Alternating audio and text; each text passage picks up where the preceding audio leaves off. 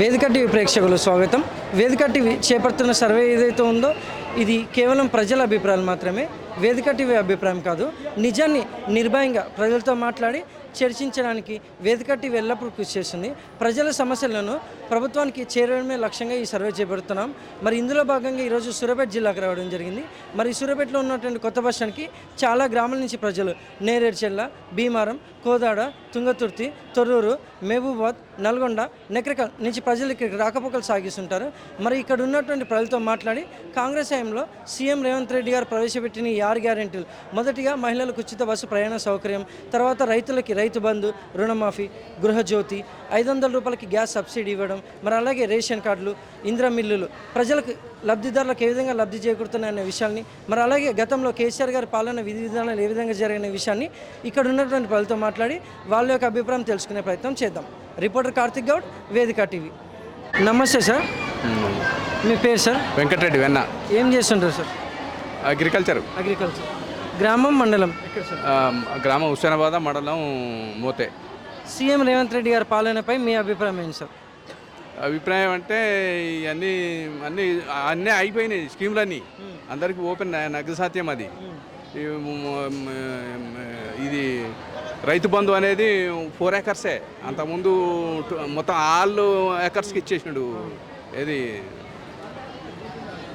కేసీఆర్ గారు. ఇది అయిపోయింది. మరి అంతే మీకు తెలుసు కదా. ఇక అదే బస్సు సౌకర్యం కూడా టికెట్ పెట్టడం పబ్లిక్ ఎక్కువైంది. ఏం లేదు, టికెట్ పెట్టకుండా ప్రయాణం ఎవరు చేయలేకుండా లేరు ఇప్పటిదాకా. ఎవరు ఇప్పుడు హైదరాబాద్ 200 ఉంది ఛార్జీ, తప్పకుండా పోతారు అవసరం ఉంటే. ఈ టికెట్ పెట్టడం వల్ల పబ్లిక్ పెరిగింది, ఇబ్బంది అవుతుంది. ఏం లేదు, లేడీస్కి ఇబ్బంది, జెంట్స్కి ఇబ్బంది. ఫ్రీ కరెంటు కూడా అది రీజన్, అది కూడా అవసరం లేదు, కట్టుకుంటారు ప్రజలు. 200 యూనిట్లు ఎవరు కాచుకోరు దరిదాపు. విలేజ్లలో అయితే 50 నుంచి 60 కట్టుకుంటారు. 100 నుంచి 200 పడుతుంది, ఆ బిల్లు కట్టుకోగలరు. అయినా గవర్నమెంట్ మరి ఇస్తుండే బట్టి దాన్ని వినియోగించుకోవాలి కదా, తప్పదు. గ్యాస్ అంటే ఏమో మరి గ్యాసు అది అసలు గ్యాసు అందరికీ వస్తుందా లేదా అనేది నాకు పూర్తిగా తెలియదు. 500 గ్యాస్ అంటే 500 ఇచ్చి తీసుకుంటే మంచిది. మొత్తం 900, 1000 రూపాయలు 1100 పే చేస్తున్నారు. అది అకౌంట్లో పడుతున్నాయో పడట్లేదో ఎవరికి తెలియదు. పడుతున్నాయో తెలియదు అవి. మరి గతంలో కేసీఆర్ గారి పాలనపై మీ అభిప్రాయం ఏంటి సార్? ఇక అందరికీ తెలుసు, అది నగ్న సత్యం. అన్నీ ఆల్ కరెక్టు, కొంచెం బ్యాటరీ మార్కును బట్టి ప్రభుత్వం కోల్పోయింది.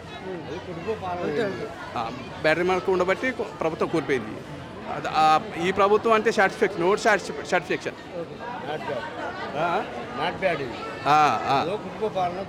Thank you sir. నమస్తే సార్. నమస్కారం అన్న. మీ పేరు సార్? వెంకటేశ్వర్లు అన్న. ఏం చేస్తుంటారు సార్? ఎలక్ట్రిక్ చేస్తాను, కరెంట్ పని చేస్తాను. గ్రామం, మండలం ఎక్కడ? పాలేరు. సీఎం రేవంత్ రెడ్డి గారి పాలనపై మీ అభిప్రాయం ఏంటి సార్? సార్ పరిపాలన బాగుంది కదా సార్. ఈ ఫ్రీ బస్ పెట్టడం వల్ల చాలా ఇబ్బంది సార్. ఆ బస్సు ఒకటి ఇస్తే బాగుంటుంది చిన్న సార్.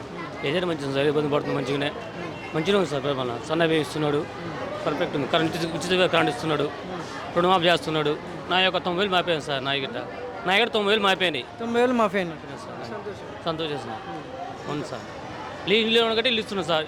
అంటే చెప్పారు కానీ జీవో స్టార్ట్ చేసారని తెలియదు సార్. ఇంకా అట్లా అంతవరకు తెలుసు మనకి సార్.